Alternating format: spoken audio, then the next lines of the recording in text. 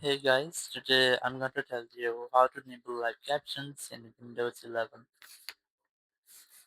If you're using Windows 11 and you want to enable live captions for your music or from your videos, so let's see how you can do that. You can do this all over your system, including your browser and including your multimedia. So simply go to the settings app on your PC, and in settings just look for accessibility, then look for captions here, just select captions, and then just enable live captions from here.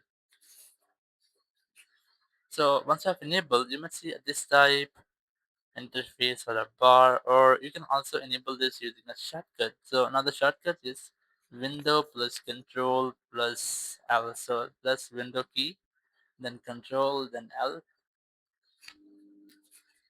and you might see the same bar again. So now you can see that ready to live captions.